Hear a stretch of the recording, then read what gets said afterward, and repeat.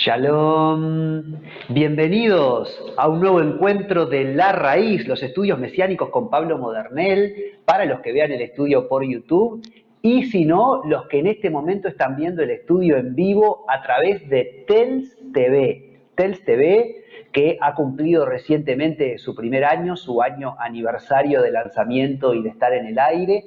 Así que bueno, estamos acá junto a Esteban Morales del otro lado en los controles, contentos y celebrando porque Esteban, que además de estar en los controles de la radio, lleva adelante filmaciones de casamientos, cumpleaños de 15, etcétera, me estaba contando que, bueno, como acá en Uruguay se está reactivando todo y ya están permitidas las fiestas con los protocolos del caso, mañana ya tiene un cumpleaños de 15.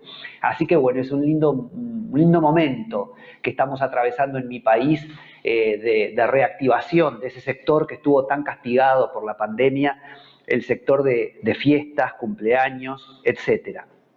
Bueno, seguimos acá con las fiestas de Jesús, hablando de fiestas de 15, de fiestas de casamiento. Nosotros estamos hablando de las fiestas de Jesús, esas fiestas que los hijos de Israel tienen que guardar a perpetuidad y que la Iglesia, como estamos viendo a lo largo de los siglos, ha en efecto guardado. Y acá hoy me estoy acompañando de algunos elementos, como siempre. Tengo por un lado un plato con algunos frutos que me quedaron.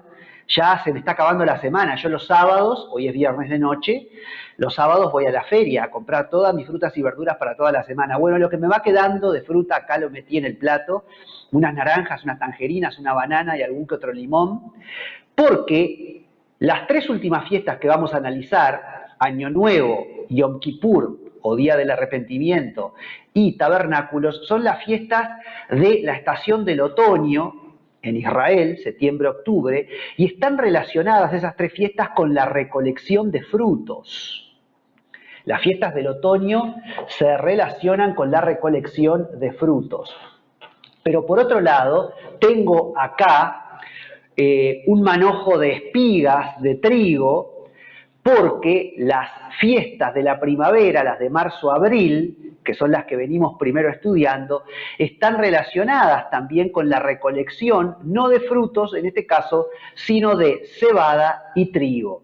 Como vimos la clase pasada, los primeros frutos se relacionaba con la recolección de la cebada. Y 50 días después llega Pentecostés, o Shavuot, que implica la recolección del trigo. Fiestas agrícolas, porque la cultura de Israel, la cultura del pueblo de Dios, es una cultura fuertemente afectada y relacionada con toda la temática agrícola. Y de paso les cuento, ya les adelanto, que una vez que terminemos este estudio, y entrada la primavera también en este momento del año, nosotros vamos a hacer un estudio precioso, que yo lo enseñé por primera vez el año pasado, y que se llama Dios el jardinero. Porque no solamente el hecho de que Israel es una cultura agrícola nos habla de la naturaleza y de la importancia de la naturaleza para Dios, sino que todo el tema del paraíso, el huerto del Edén, la tumba o el jardín de la tumba donde Jesús fue enterrado y resucitó, hay mucho de jardín, hay mucho de jardinero en la Biblia. Entonces el próximo estudio se va a llamar Dios el jardinero. Y tiene que ver también con lo agrícola, con las festividades, con la tierra, con la cosecha, con las flores, con las plantas, con los árboles.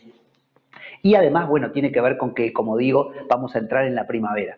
Pero eso será el futuro estudio. Por el momento estamos en las fiestas de Jesús, que también remiten a aspectos agrícolas. Nosotros vimos la clase pasada la fiesta de los panes sin levadura y la fiesta de los primeros frutos. Ya habíamos visto el Shabbat y habíamos visto la Pascua. Vimos que todas las fiestas, estas cuatro primeras fiestas que ya analizamos, tienen una aplicación soteriológica, referente a nuestra salvación, y una aplicación escatológica, referente al tiempo por venir aún en la historia de la humanidad. Y siempre todo enmarcado dentro de Jesús. Jesús es el centro de estas fiestas.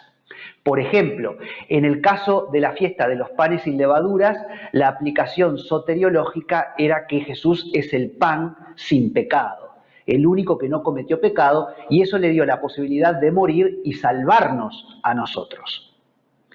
En cuanto a la aplicación escatológica de la fiesta de los panes sin levadura, recordemos que en la última cena Jesús participa de esa cena de Pascua, donde se comía pan sin levadura, y él dice que no lo va a volver a comer hasta que lo haga con nosotros en el reino de su Padre, en las bodas del Cordero, después de su segunda venida. Así que ahí está la aplicación escatológica de la festividad de los panes sin levadura.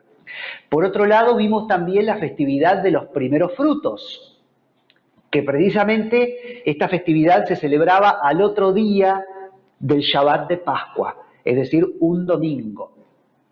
Y nosotros vimos cómo una aplicación soteriológica, o cómo la aplicación soteriológica, el hecho de que Jesús fue el primer fruto resucitado. En la fiesta de los primeros frutos, el domingo después del Shabbat de Pascua, el primer fruto resucitado es nuestro Señor Jesucristo. Y eso nos da a nosotros la esperanza de que nosotros también vamos a ser resucitados y nuestro cuerpo también va a ser salvado. No solamente nuestro espíritu y nuestra alma, sino que un día nuestro espíritu y nuestra alma, que cuando parten se van a la presencia del Señor, ahora se van a unir en ese momento, en algún momento, con el cuerpo resucitado. Jesús esto ya nos lo garantiza cuando Él resucitó. Aplicación soteriológica. Él es nuestra salvación. Él es la resurrección de nuestro cuerpo. Pero la aplicación escatológica va a ser recién en su segunda venida, cuando en efecto los muertos resuciten y reciban un cuerpo glorificado. Ahí está la aplicación escatológica de los primeros frutos. Y vimos que va a haber un primer fruto resucitado después de Jesucristo, que es la iglesia, pero después también se van a ir sumando otros contingentes, como el resto del pueblo judío, el pueblo judío como nación, como tal, e incluso muchos millones de otros seres humanos que abrazarán al Señor luego, durante y luego del milenio. Hoy nos vamos a adentrar en lo que es la última fiesta de la primavera, marzo-abril, la fiesta de Shavuot o Pentecostés, y que sucede precisamente 50 días después de la fiesta de los primeros frutos. La fiesta de los primeros frutos, donde se conmemoraba la cosecha de cebada, y ahora 50 días después la fiesta de Pentecostés, donde se conmemora la cosecha del trigo. Y dice así el texto sagrado en Levítico 23, versículos 15 y 16. Y contaréis desde el día que sigue al día de reposo, hablando de los primeros frutos, el día que sigue al día de reposo de Pascua, ese domingo, lo que para los cristianos es el domingo de gloria, porque recordamos la resurrección de nuestro Señor, y contaréis desde el día que sigue al día de reposo, desde el día que ofreciereis la gavilla. ¿Se acuerdan que en los primeros frutos se ofrecía una gavilla de cebada? Desde el día que ofrecisteis la gavilla de la ofrenda mecida, 7 semanas, contaréis, 7 semanas, 49 días, 7 semanas cumplidas serán. Hasta el día siguiente del séptimo día de reposo, es decir, otro domingo. Contaréis 50 días. Entonces ofreceréis un nuevo grano al Señor. Ofreceréis un nuevo grano al Señor. En este caso el grano de trigo, no el grano de cebada, que es el de primeros frutos, la gavilla de cebada, sino ahora es el nuevo grano, la nueva gavilla es la gavilla de trigo, que yo le voy a llevar al Señor 50 días después de la gavilla de la cebada. Y en este caso estamos hablando de Pentecostés, la gavilla de trigo, la cosecha del trigo era en Pentecostés. Levítico 23, versículos 15 y 16. Shavuot, el término en hebreo para Pentecostés, es la forma plural Shavua. En hebreo, una semana es Shavua. Semanas, la forma plural es Shavuot. Entonces a Pentecostés se le llama Shavuot porque sucede 7 semanas después de la celebración de los primeros frutos. 50 días después del Shabbat de Pascua. Es Shavuot o la fiesta de Pentecostés. Y vuelvo a repetir que así como Javikurim o los primeros frutos celebra la cosecha temprana de la cebada en Pascua, Shavuot celebra la cosecha del trigo 7 semanas después. Esto ustedes lo pueden descubrir en Deuteronomio, capítulo 16, versículos 9 al 11. La ofrenda de las primicias de granos, ya sea cebada en primeros frutos o trigo en Pentecostés, es en primer término expresión de acción de gracias a Dios por su provisión y guía a lo largo de la historia del pueblo judío. Es como un reconocimiento, además, de la dependencia del hombre respecto a Dios, dueño verdadero y único de las tierras y las personas.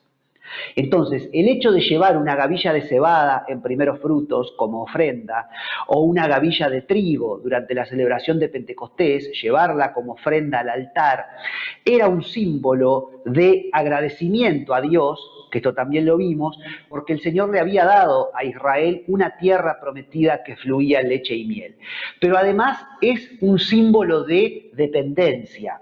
Yo estoy rindiendo esto que tú me has dado, este maravilloso trigo, este fruto de la tierra, yo lo estoy rindiendo delante de ti, yo lo estoy colocando delante de tus pies, reconociendo que todo, Señor, viene de ti. Y la tierra, en realidad, el concepto de tierra para los judíos es tan sagrado que la tierra no se puede vender ni comprar. Esto es un texto que está en Levítico 25-23. La tierra no se venderá a perpetuidad, porque la tierra mía es, dice el Señor, pues vosotros forasteros y extranjeros sois para conmigo. Dios es el único dueño de la tierra y para la cultura judía la tierra es sagrada, por eso también no se puede disociar a Israel de la tierra de Israel. Si bien el pueblo judío estuvo 20 siglos en la diáspora, hasta que volvieron en 1948 a refundar el Estado de Israel, pero siempre estuvieron añorando volver a su tierra, y de hecho siempre hubo judíos que permanecieron en Israel, en la Tierra Santa, porque hay una unión entre Israel y la tierra de Israel, entre el pueblo de Israel y la tierra, porque la tierra es dada por Dios, porque la tierra es de Dios, porque la tierra es un regalo de Dios al hombre. Y en ese sentido entonces es tan sagrada que no se puede comprar ni vender. Levítico 25-23. La duración de esta fiesta, el hecho de que la fiesta de Shavuot o Pentecostés acontezca 7 semanas después de el Shabbat de Pascua y un día más, es decir, 50 días después del Shabbat de Pascua, esta división septenaria de 7 semanas y el número 50 corresponde, por supuesto, a la simbología normal del sábado, por el hecho de que el sábado es el número 7, pero además está relacionado el número 50 con el año jubilar, el año del jubileo. Recordemos que cada 50 años, para hacer desaparecer las excesivas diferencias que se hubieran creado entre el pueblo en los últimos 50 años, excesivas diferencias en el aspecto económico, el Antiguo Testamento pautaba que cada 50 años, en el año del jubileo, que es un tipo de Pentecostés, porque Pentecostés es 50 días después del Shabbat de Pascua, bueno, cada 50 años, el año número 50, el año del jubileo, se perdonaban las deudas, se devolvían las tierras a sus poseedores originales y se liberaba a los esclavos. Esto está en Levítico 25:10. El número 50 se volvió así símbolo de remisión de las deudas, de redención y de libertad. Miren además cuánta justicia social pautada por Dios en el Antiguo Testamento para con su pueblo, ¿no? Una justicia social que te demostraba que vos no eras el dueño de la tierra, ningún rey, ningún imperio podía creerse dueño de la tierra porque la tierra es solo de Dios, y cada 50 años se perdonaban las deudas, se volvían a repartir las tierras, se le devolvían a los dueños originales, de modo tal que no hubiera una diferencia económica muy grande y que hubiera personas muy ricas porque habían acumulado un montón de posesión material y otros muy pobres y pasando hambre. Miren el concepto de justicia social. Y estamos en el 2021 y parece que el ser humano no ha entendido nada. Y el ser humano todavía está reclamando que no seamos egoístas, que por qué hay un puñadito de gente en el planeta Tierra que tiene acumulado en sí todo el oro del mundo y hay millones de personas que están pasando hambre. ¿Por qué las grandes injusticias sociales? ¿Por qué las grandes diferencias? ¿Cómo es posible? Y con esto no estoy en ninguna manera en contra de los jugadores de fútbol, no me juzguen mal, ni tampoco de los actores de Hollywood, pero ¿cómo es posible que un jugador de fútbol o un actor de Hollywood gane millones de dólares por jugar un determinado partido o pertenecer a un determinado equipo de fútbol o grabar una película con un determinado director, mientras haya personas que tienen que trabajar como esclavos durante 40 años de su vida, 8, 9, 10 horas por día, de lunes a viernes, de lunes a sábado, para ganar una miseria? Es decir, realmente hay injusticias en el mundo, realmente hay grandes injusticias. Y la riqueza del planeta, esto está comprobado, está concentrada en un centenar de personas. Gravísimas injusticias.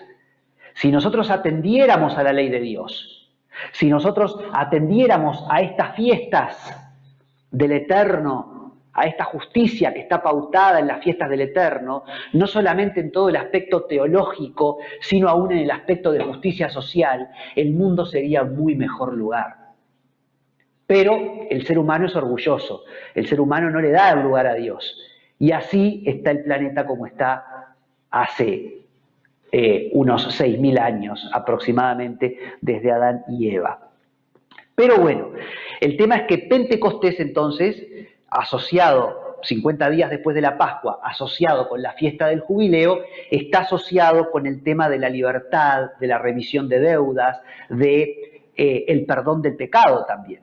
Por eso Jesús, como el Mesías, se declara como él ser el jubileo. Esto lo encontramos en Lucas 4, versículos 18 y 19, cuando él estaba en la sinagoga, ¿se acuerdan? Y él dice, el Espíritu del Señor está sobre mí por cuanto me ha ungido para dar buenas nuevas a los pobres, me ha enviado a sanar a los quebrantados de corazón, a pregonar libertad a los cautivos y vista a los ciegos, a poner en libertad a los oprimidos, a predicar el año agradable del Señor.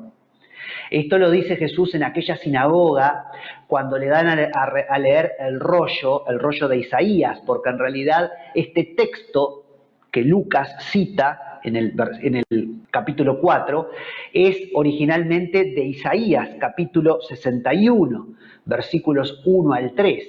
Y es un texto que hace referencia al jubileo, a este año de jubileo. Y Jesús está diciendo, parado en la sinagoga, yo soy el jubileo, porque él lee esto y él dice, hoy esta escritura se ha cumplido delante vuestro.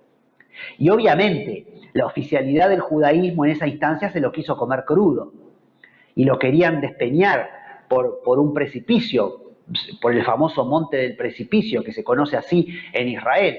El monte del precipicio por donde se intentó despeñar a Jesús después de estas declaraciones que él tuvo, porque era como un insulto decir que él era el jubileo, que él era la ley.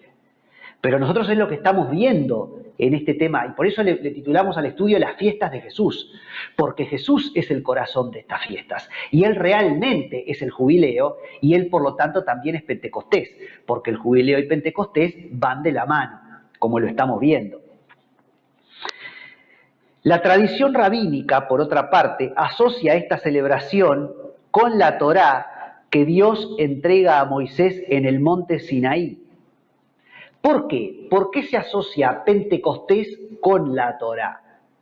Bueno, por un lado hay un detalle específico en la Escritura que indicaría que 50 días después que los judíos o los hebreos y los egipcios que los acompañaron, y los extranjeros que los acompañaron, 50 días después que ellos salen de Egipto, cuando se abre el Mar Rojo, y ellos transitan el desierto, 50 días después, en el mes tercero, al tercer día del mes, Dios se manifiesta y le entrega la Torá a Moisés en el monte Sinaí, lugar que tradicionalmente se le atribuía a Egipto, lo que hoy día es Egipto, pero que ahora hay una versión que dice que no, parece que el monte Sinaí estaba en Arabia Saudita. Son las dos posibles locaciones.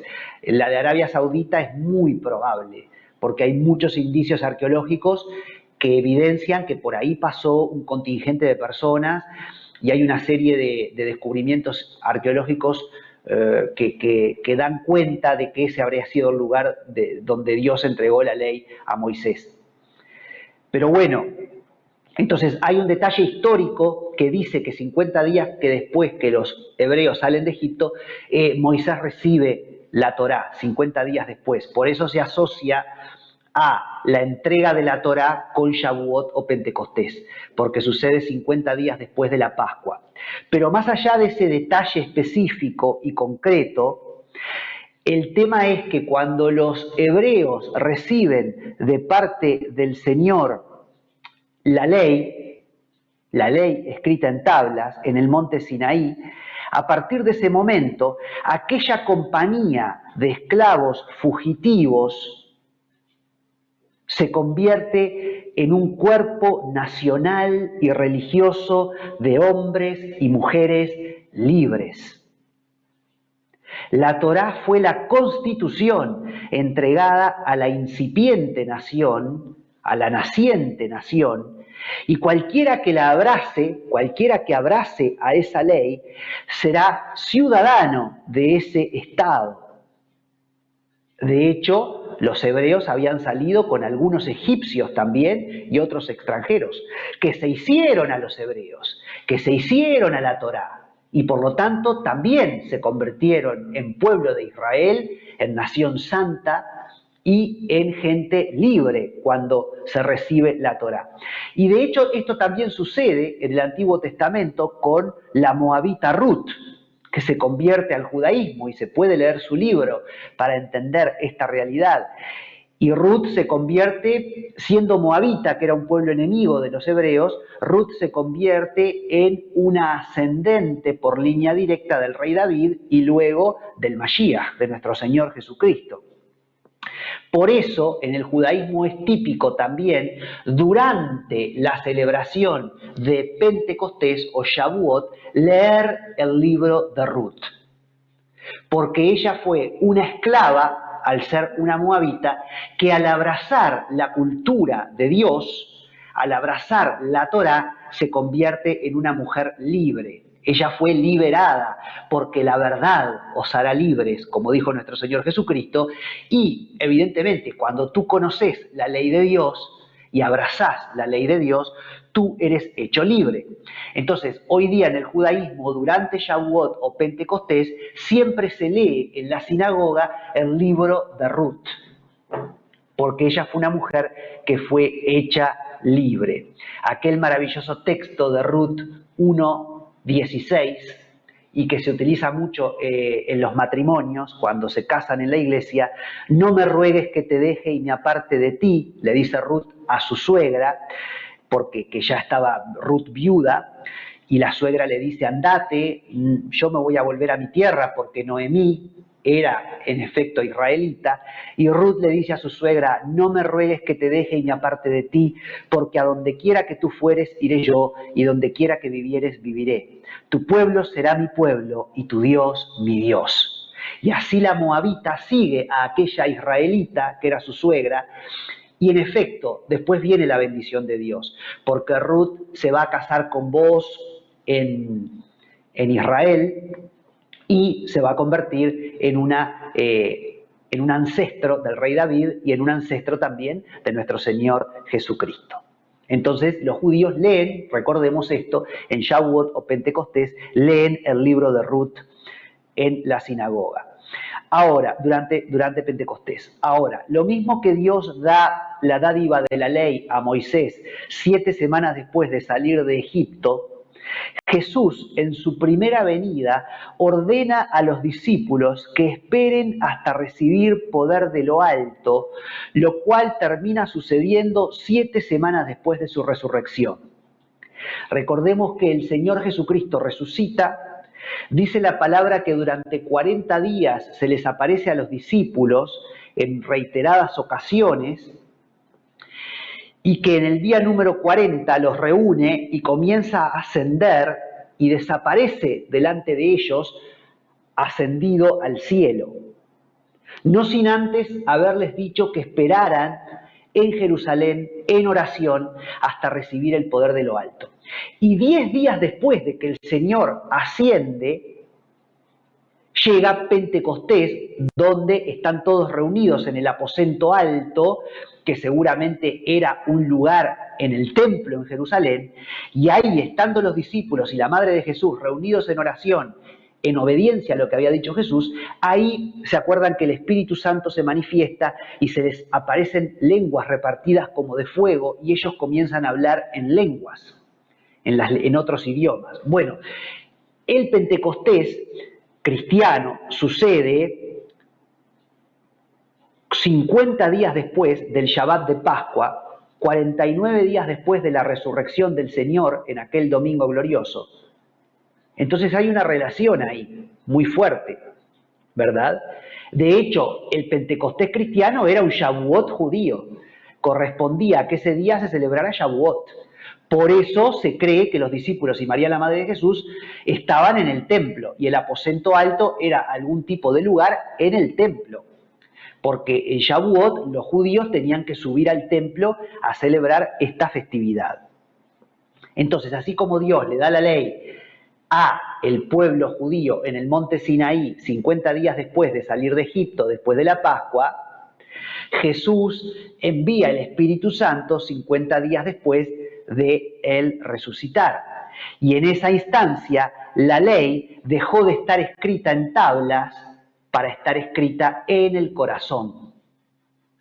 Esto se cumple y es lo que Jesucristo dijo en la última cena, Jeremías 31:31. El nuevo pacto, el pacto en el Mesías, por el cual ahora la ley, no es que la ley perdió valor, la ley mantiene su valor, porque Dios es inalterable y su ley es inalterable, pero ahora esa ley vive dentro nuestro a través del Ruach HaKodesh, a través del Espíritu Santo. Entonces hay ahí un paralelismo, una analogía muy fuerte entre el Shavuot judío y el Pentecostés cristiano. En el primer Pentecostés cristiano, los moradores de Jerusalén, junto con otros judíos que vivían lejos y habían subido a la ciudad santa para celebrar Shavuot, al escuchar a los discípulos y a María, la Madre de Jesús, proclamando las maravillas de Dios en la lengua de los lugares de los cuales ellos provenían, estos otros judíos, se admiraron. Hechos 2. Entonces el apóstol Pedro y los otros 11 discípulos, y digo bien los otros 11 discípulos porque Judas ya no estaba, pero en su lugar se había nombrado a Matías. Matías había sido designado en lugar de Judas, Hechos 1:26. Entonces Pedro y los otros 11 discípulos se pusieron en pie, Pedro soltó la palabra en aquel Pentecostés y unos 3.000 judíos más abrieron su corazón al Mesías prometido de Israel. Hechos 2:41. Y desde aquel aposento alto donde habían estado reunidos orando en obediencia al mandato de Jesús, lo mismo que Moisés desde el monte Sinaí, al mundo trastornaron. Pedro, María la Madre de Jesús y el resto de los discípulos, junto con aquellos 3.000 hermanos judíos que a la palabra inspirada abrieron su corazón, se constituyeron en las primicias en medio de la naciente asamblea de creyentes redimida por el sacrificio concreto del Mesías. Estos hermanos, estos 3.000 convertidos de Pedro, fueron las primicias, fueron como la ofrenda de trigo en aquel Shavuot, en aquel Pentecostés. El Espíritu de Dios fue la forma, como dije, mediante la cual la ley fue escrita no ya en tablas, sino en el corazón del hombre, Jeremías 31:33. Esa ley grabada a fuego es la que nos enseña todas las cosas, como a los discípulos en Pentecostés. Juan 14, 26, Hechos 2, 1, 4. Y esa ley enseñó a los discípulos en Pentecostés o a Moisés y a los israelitas en el monte Sinaí. Esa es la forma en la que nosotros podemos ser luz a otros pueblos, cuando llevamos la ley de Dios a otros lugares. Ahora, si vamos a la presentación de PowerPoint, la diapositiva número 12 tiene ahí precisamente una imagen que es Shavuot o Pentecostés.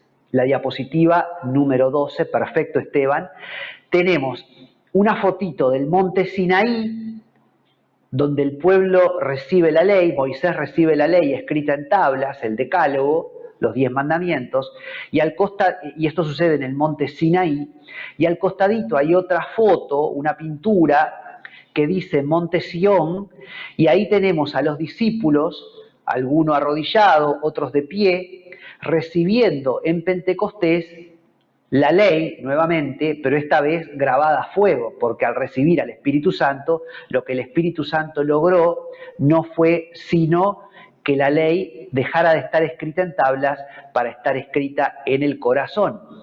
Y manteniendo ahí la diapositiva, yo les voy a leer algo para que ustedes asocien y les quede grabado.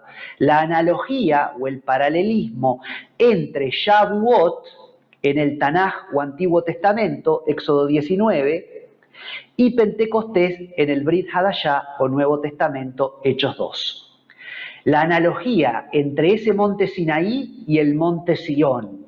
La analogía entre la ley en tablas y la ley en la carne o en el corazón. Ambos eventos sucedieron en el día 50 después de la celebración de los primeros frutos. En el día 50 después de la celebración de los primeros frutos o después del Shabbat de Pascua. Suceden ambos eventos, uno a la salida de Egipto y el otro después de la resurrección del Señor Jesucristo y de su Pascua.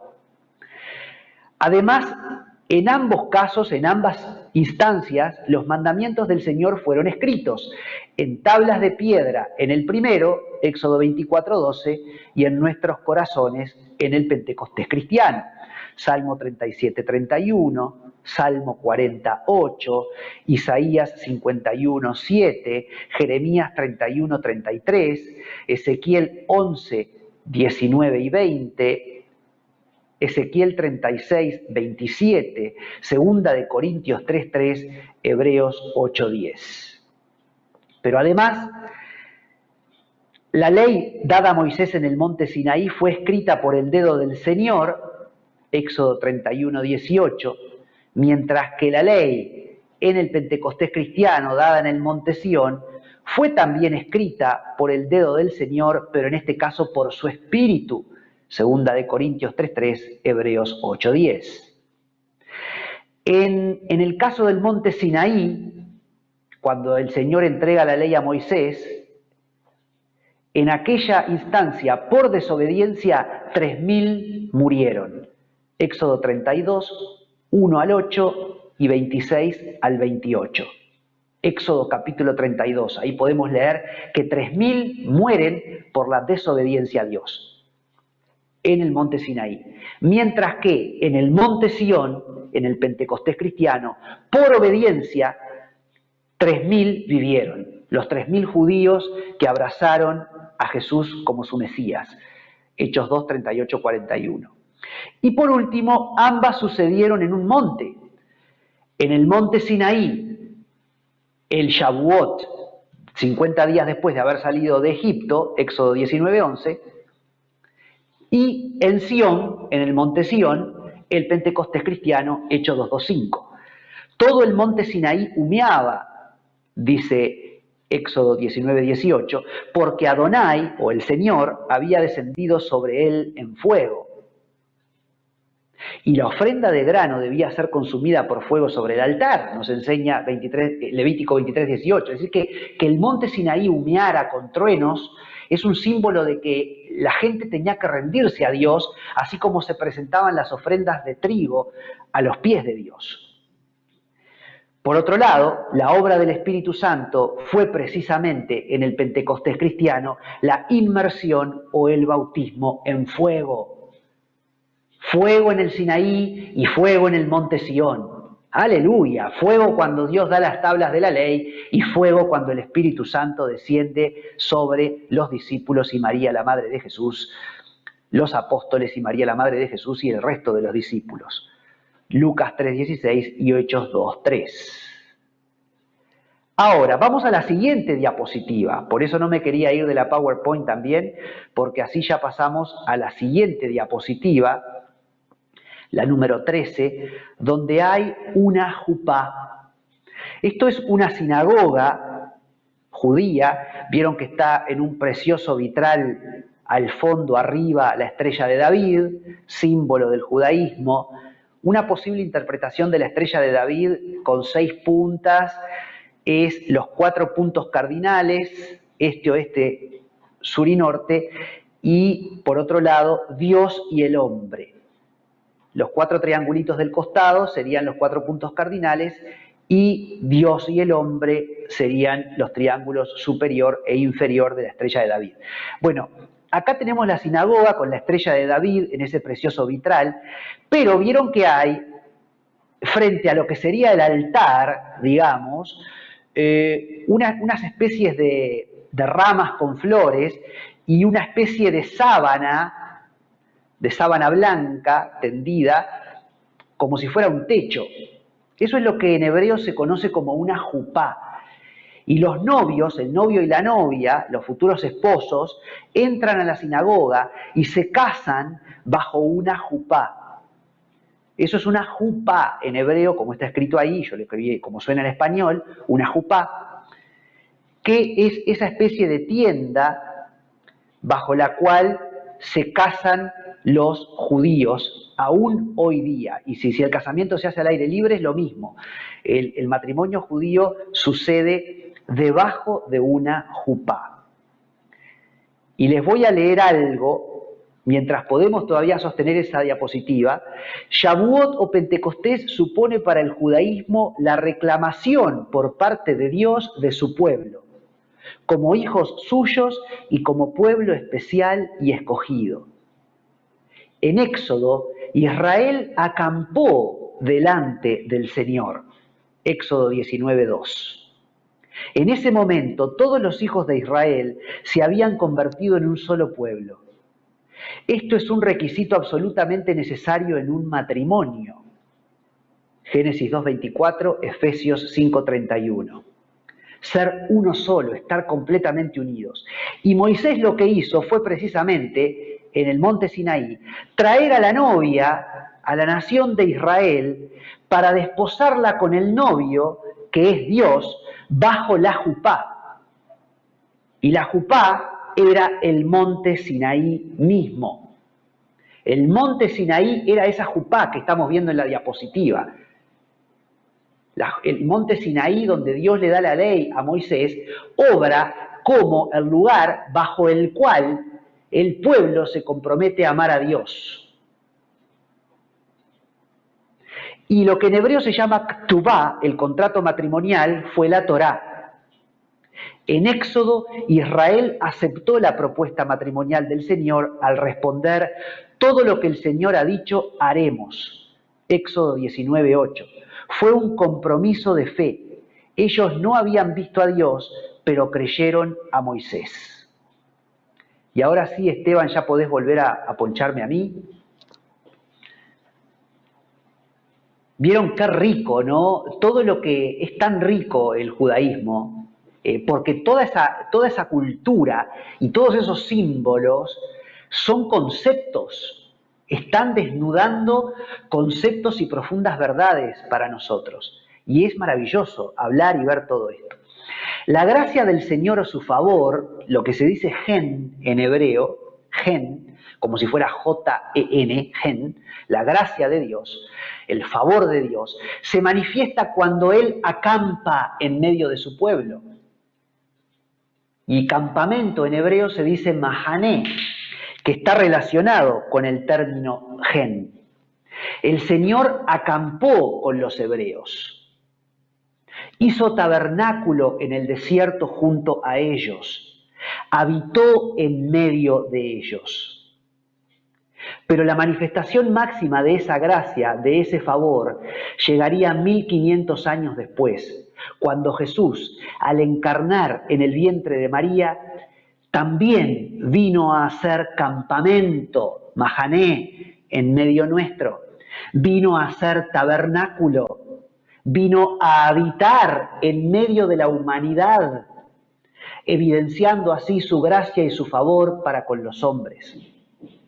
Jesús vino a la tierra hace 2000 años para que cualquiera que pusiera su confianza y su fe, o emuná, como se dice en hebreo fe, emuná, para que cualquiera que pusiera su emuná en él, se casara con él para siempre.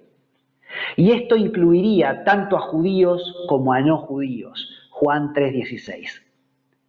Aquella gloriosa mañana en Pentecostés, el Pentecostés del libro de los Hechos, en Jerusalén, Jesús recordó la promesa dada en el monte Sinaí a Israel, extendiendo esa promesa no solo a los judíos, sino a todos los gentiles que depositaran su fe en él. En Pentecostés, la iglesia, la novia, fue llevada al aposento alto, el monte Sión, que obró como la jupá, y el encuentro con Dios sucedió. Y el Señor da ahí la ley escrita en tablas a través de la presencia del Espíritu Santo, el fuego del Espíritu Santo, que encendió a los discípulos y comenzaron a hablar en otras lenguas, según el Espíritu le daba que hablasen. Ese fuego es la ktubá, es el contrato matrimonial. Y ahí los discípulos del Señor se vuelven fieles enteramente a su Dios y ya el fruto son aquellos 3000 primeros judíos convertidos. Todo esto tiene que ver con la aplicación soteriológica de Pentecostés, porque la gente es salvada cuando el Espíritu Santo viene a vivir y a morar adentro de ellos. Nosotros somos salvos al creer en nuestro Señor Jesucristo, al depositar nuestra fe en Él y en el sacrificio vicario de Él en la cruz y la preciosa sangre que Él derramó para limpiar nuestro pecado, y a partir de ese momento el Espíritu Santo viene a vivir dentro nuestro y recibimos la ktubá, el contrato matrimonial, y nos unimos al Señor bajo la jupá, en un monte Sión, espiritualmente hablando. Esa es la aplicación soteriológica de la salvación. Pero al momento de la aplicación escatológica, comprendemos que ya que el Señor vino como el Mesías sufriente, el Mesías Ben Yosef, el Mesías hijo de José, en su primera venida, el José del Antiguo Testamento que padeció mucho, ese Jesús tuvo que ascender al cielo para estar con el Padre y enviar a su Espíritu hasta que Él mismo regrese por segunda vez como Rey, como el Mesías Ben David, el Mesías hijo de David. En ese momento, la asamblea redimida, los creyentes en Jesús, será parte de una fiesta de bodas. Las bodas del Cordero, que ya lo vimos como las bodas del Cordero es la aplicación escatológica para Pascua y es la aplicación escatológica para los panes sin levadura, por el tema del vino y el pan. Pero también las bodas del Cordero es la aplicación escatológica para la celebración de Pentecostés. Han llegado las bodas del Cordero y su esposa se ha preparado, la iglesia, los creyentes en Jesús, y a ella se le ha concedido que se vista de lino fino, limpio y resplandeciente, porque el lino fino es las acciones de los santos. Apocalipsis 19, versículos 7 al 8.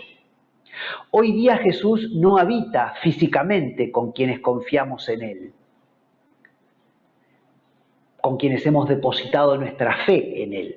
Pero sí estamos comprometidos espiritualmente con Él. Tenemos un ktubá, un contrato matrimonial con Él. Pero solo vamos a entrar en una plena relación matrimonial completa y en completa intimidad con Él y a habitar con Él físicamente en aquellas bodas del Cordero que todavía no han llegado y que van a llegar según Apocalipsis 19, 7 y 8, en el futuro, en un tiempo por venir aún sobre la historia de la humanidad. Ahí es cuando físicamente vamos a entrar en una plena comunión con el Señor. Así como en el matrimonio se consuma el matrimonio en la noche de bodas con la intimidad entre el esposo y la esposa, que hasta ese momento no han tenido relaciones íntimas. Bueno, del mismo modo, el Señor Jesús y la Iglesia, nosotros los creyentes, todavía no hemos tenido la relación íntima, entiéndaseme lo que quiero decir, con nuestro Señor Jesucristo, porque eso va a llegar solamente cuando resucitemos, cuando vayamos a la presencia misma del Señor en el cielo, y ahí tome lugar las bodas del Cordero. Ahí ya va a concretarse el matrimonio, por así decirlo, ¿verdad? Esto va a ser poco antes de instaurarse el milenio, ¿verdad? Y la jupá es símbolo del futuro hogar. Así como la jupá, esa tiendita bajo la cual se casan los matrimonios judíos, la descubrimos en el monte Sinaí o en el monte Sión, también podemos decir que la jupá nuestra, la jupá de la Iglesia, en ese tiempo por venir aún en la historia de la humanidad, es el hogar que nosotros vamos a tener, ¿verdad? Y nuestro hogar va a ser Jerusalén, y una nueva Jerusalén. Ese va a ser nuestro lugar, según Apocalipsis 20, capítulo 20, versículos 4 y 9. Muy bien. Ahora, esta celebración, y no solo esta, sino todas las celebraciones de la primavera, marzo-abril, Pascua, panes sin levadura, primeros frutos y Pentecostés, están relacionadas con la lluvia. Y también las celebraciones del otoño, las de los frutos, ¿verdad? Año Nuevo, Día del Perdón y Tabernáculos, está asociada con las lluvias. Es lo que en hebreo se conoce como la lluvia tardía y la lluvia temprana. Por eso quiero que Esteban nos deleite con un videíto durante un minutito.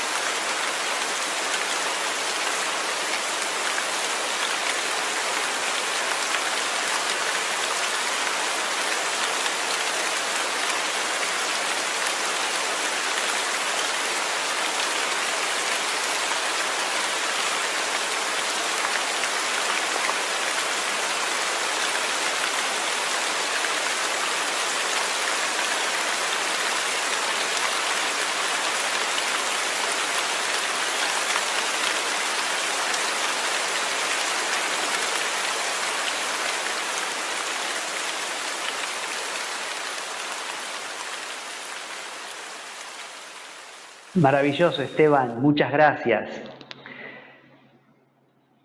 La estación de las lluvias, durante específicamente las tres fiestas agrícolas son primeros frutos, donde se presentaba la gavilla de cebada; Pentecostés, 50 días después, cuando se presenta la gavilla de trigo; y la otra gran celebración agrícola es Sucot, o los tabernáculos, que tenía que ver con la cosecha de los frutos.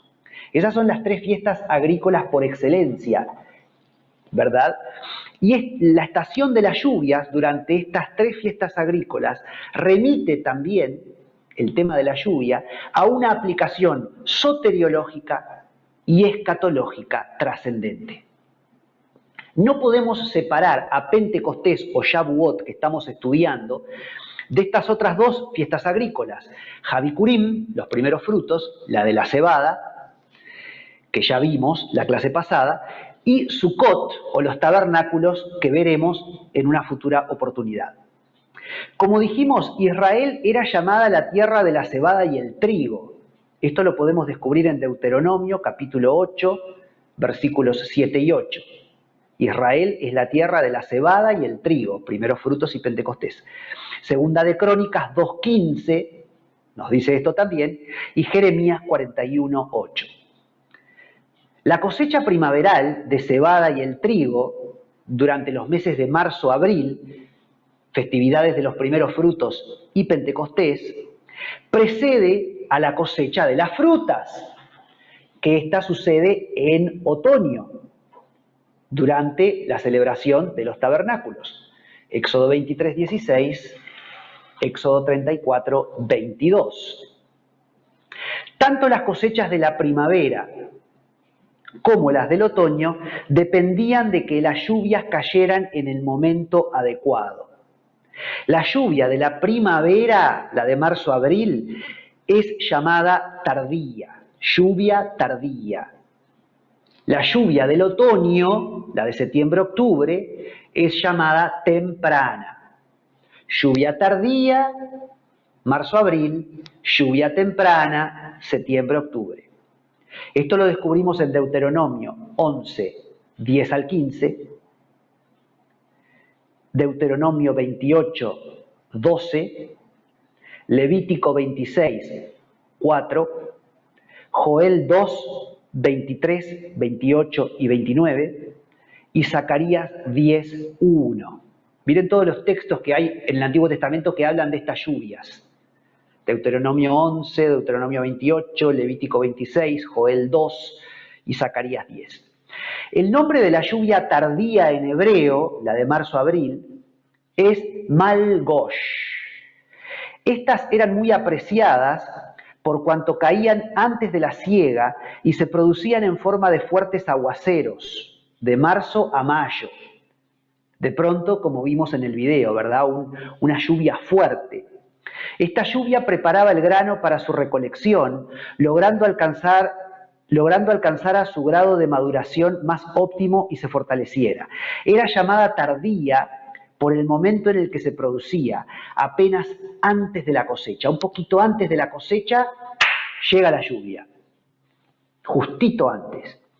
El nombre de la lluvia temprana, la de septiembre-octubre, es en hebreo Yoré, como con Y, e inauguraba el año agrícola, esponjando y ablandando el suelo endurecido por los días secos y calurosos del verano, porque ellos celebran el verano junio, julio, agosto.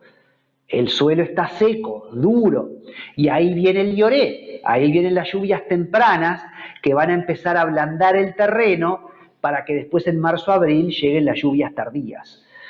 Entonces, estas lluvias del otoño van ablandando el terreno y así el terreno puede comenzar a ser labrado para la siembra. Se conocía también como torrencial por la forma en la que se producía, que era como un torrente. La lluvia es profética del derramamiento del Espíritu Santo, tanto a nivel individual como colectivo, sobre quienes crean en el Mesías y permitan que el Espíritu Santo les enseñe e instruya. Sin esa lluvia no hay cosecha.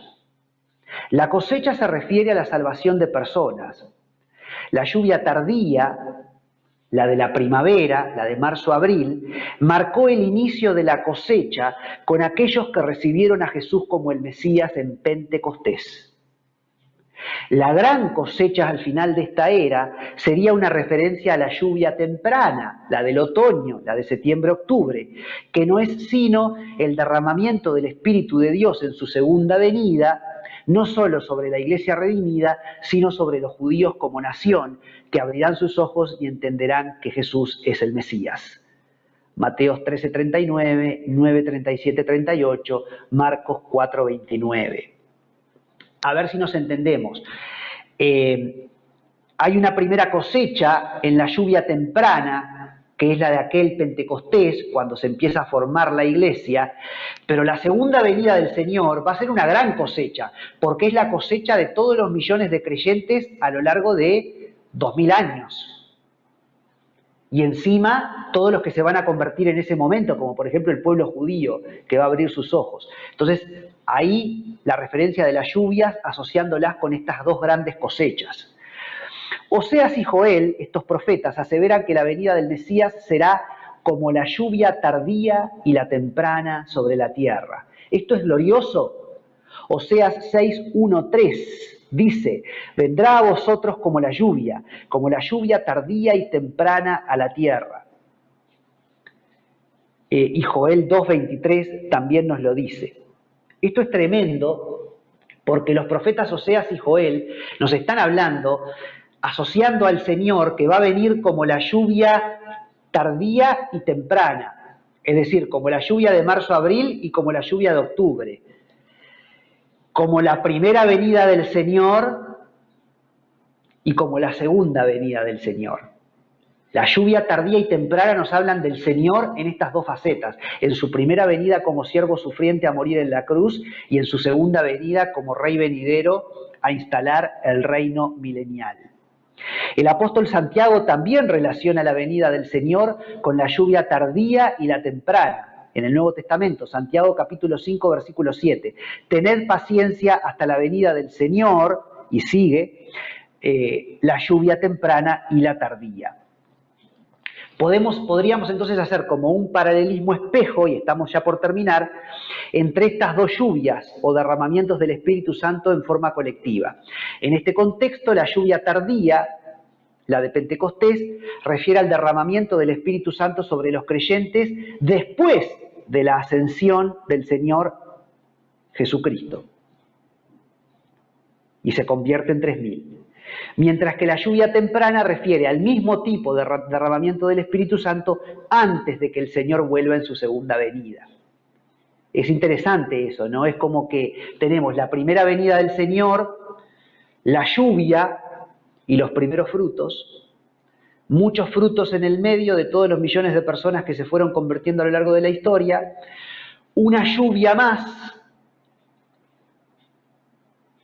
con una gran conversión de almas y finalmente la segunda venida del Señor.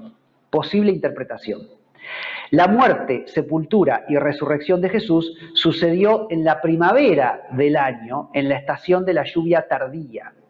El derramamiento del Espíritu Santo, luego de su resurrección, también sucedió durante esa estación en la primavera de aquel año, y todos aquellos que creyeron constituyeron los primeros frutos de la cosecha y fueron parte de la cosecha de primavera.